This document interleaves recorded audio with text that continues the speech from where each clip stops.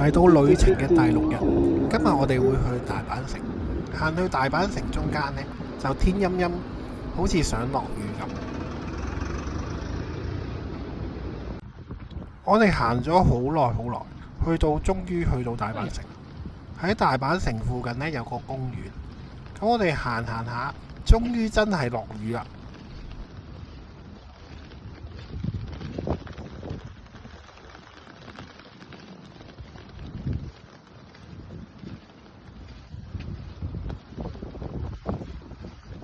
畫面可以見到我哋前面嗰2個人呢，都擔起咗雨傘，證明都唔算細雨嘅嗰個天氣。落住雨揸住遮咁行，我哋前面嘅人都係揸住遮咁行。天氣雖然話落住雨，但係氣溫都係涼涼地。咁我哋就喺大阪城外面嘅一個公園度向前行下，我哋就會見到大阪城。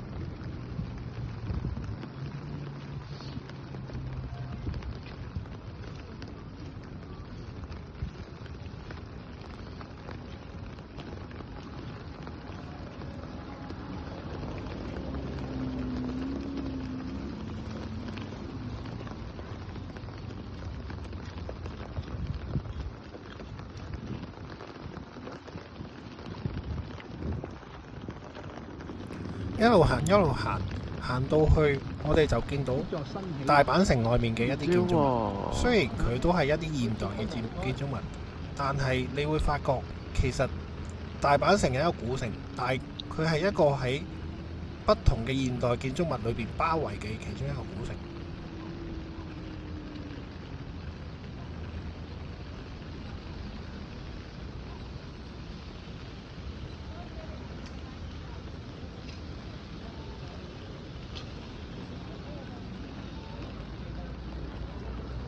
冒着雨，我哋終於嚟到大阪城嘅樓下。雖然落緊雨，但係大阪城嘅外圍都仲係好多遊客喺度影相，喺度留念拍照。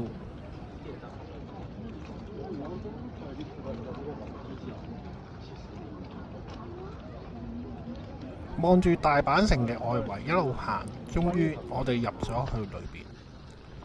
喺大阪城嘅裏邊，其實都有唔同嘅建築物，亦都會見到有呢個園類嘅遊覽車喺外面行走。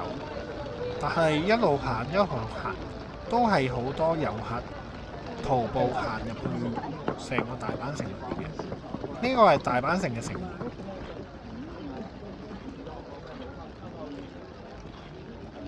我哋經過城門之後，終於進入大阪城嘅裏邊。你會見到成個城門都係一啲木嘅建築嚟嘅，係一種古典嘅氣態，有大炮。我哋入咗大阪城裏邊之後，雖然外面係一個古城，裏面呢就係一啲現代嘅建築。你會見到有唔同嘅展覽嘅介紹啦。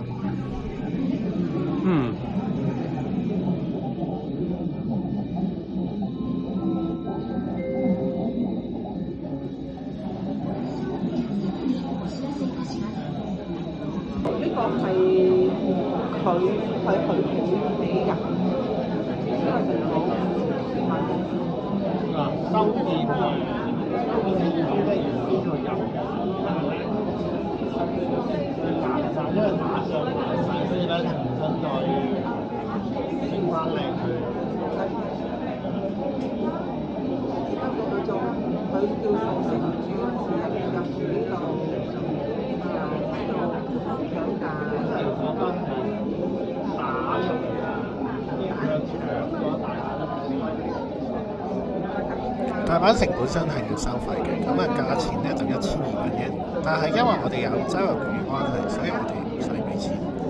咁一路行呢，其實都係一啲史實人物嘅介紹啦，園裏邊嘅介紹啦。咁我哋上咗5樓之後呢，就會見到有一個當時嘅戰爭嘅圖嘅。喺5樓展出嘅其實都係一啲普通嘅古時戰場啊，一啲寫實人物嘅傳記咁樣，所以我哋都冇逗留太耐。喺5樓睇咗一陣之後，我哋就上咗去天守閣裏邊。天守閣就見到當刻大阪嘅一啲景色。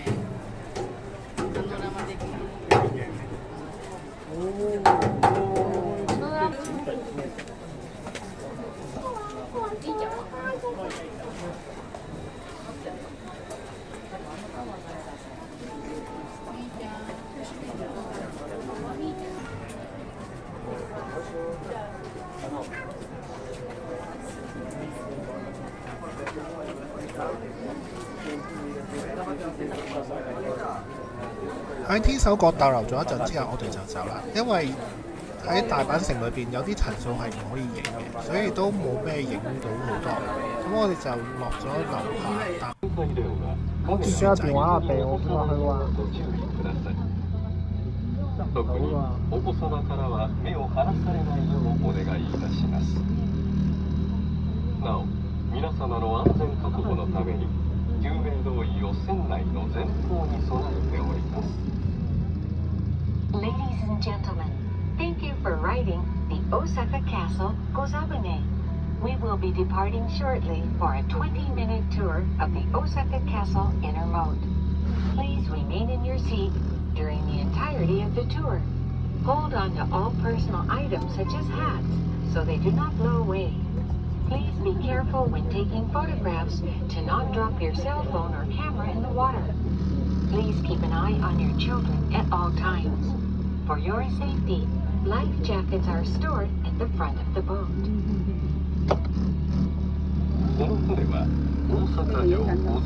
我哋而家坐緊嘅其實就係參照翻古時大阪城嘅御座船。喺船上面，我哋可以睇到大阪城嘅另外一個景觀。到啦咩？喺船上面亦都有工作人員同我哋講，其實城牆外有一嚿石頭係負責護城同驅魔嘅。This boat is called the Osaka Castle Gozabune. 行到咁上下，船夫就會停喺一個位置俾我哋可以拍照啦，或者係打卡嘅。遊覽船嘅船程大概咧就20分鐘左右。咁本身咧係需要收費嘅，咁1800 yen 嘅船飛啦。咁就因為周遊券嘅關係，我哋都係唔需要收費嘅。行完大阪城之後咧，就喺附近嘅軒輝行咗一陣，之後就翻酒店。咁喺酒店翻去之前呢，就喺附近嘅AEON買咗啲魚生啦，或者小食呢，就翻去酒店。條片連到呢度呢，就完啦。咁多謝大家嘅支持先。咁麻煩大家 like 一 like， 咁留翻個 comment 俾我哋啦，或者分享俾其他人睇嘅。咁撳一撳個小鈴鐺，咁有新片呢，就會再話翻俾大家聽嘅。多謝晒㗎。